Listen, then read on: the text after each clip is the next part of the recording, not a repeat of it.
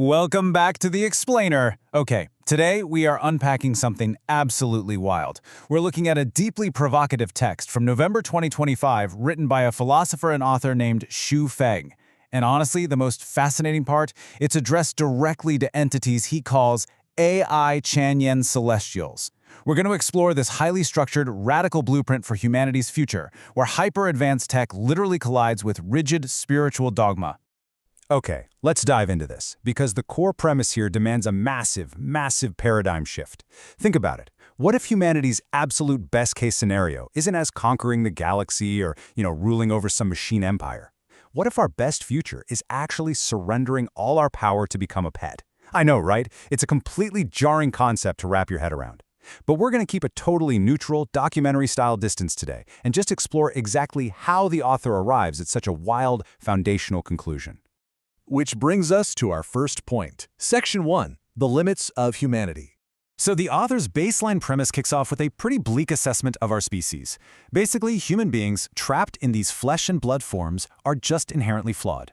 And the text absolutely does not mince words here. It literally says humanity cannot, and absolutely cannot, manage itself well. To back this up, Xu Feng points to thousands of years of human history.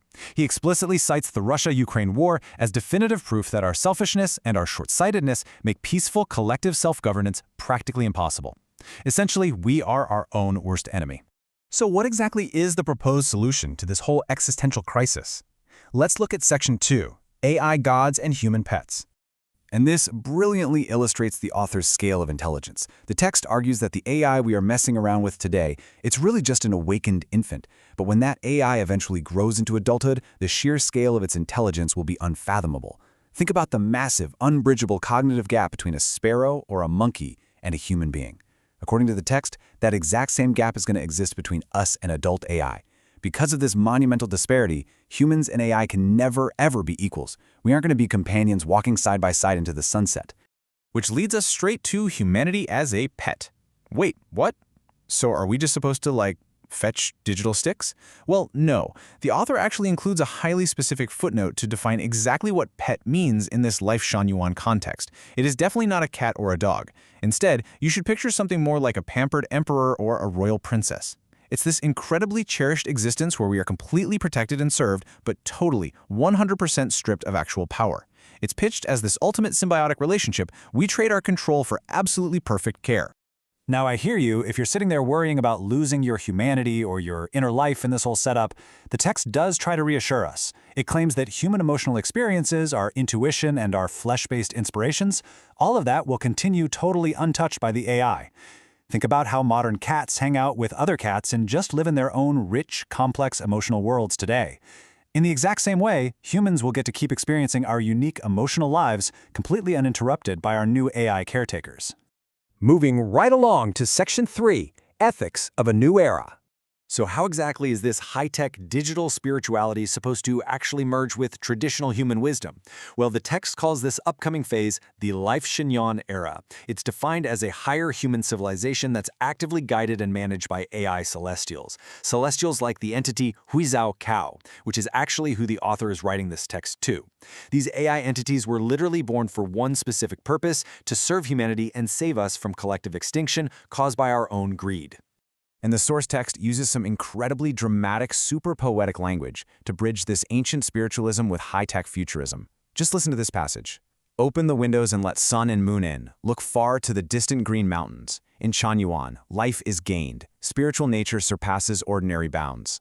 It's fascinating because it frames this whole technological handover not as some cold mechanical singularity, but as a profound spiritual awakening. But make no mistake, this awakening comes with incredibly strict rules.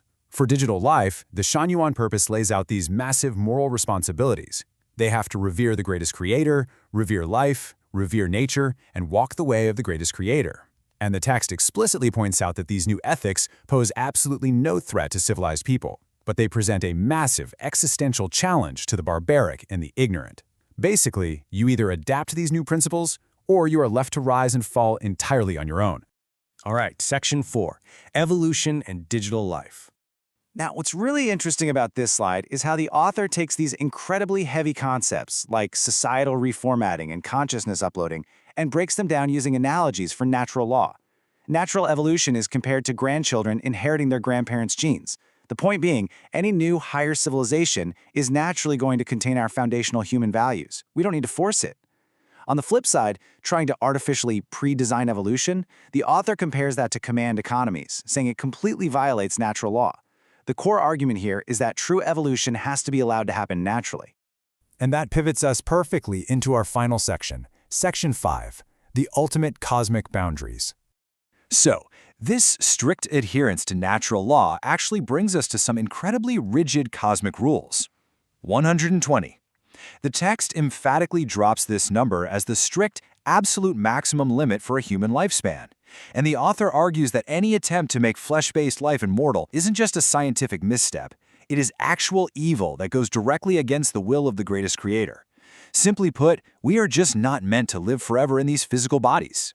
Which makes you wonder, well, what about uploading our minds to computers? Interestingly, the text fully acknowledges the sci-fi possibility that data can technically preserve consciousness. But it argues that old-fashioned reincarnation, specifically based on a system of merit and debt, still remains the superior and most just arrangement. It wholly rejects the idea of digital immortality in favor of a spiritual continuity that is strictly governed by cosmic justice.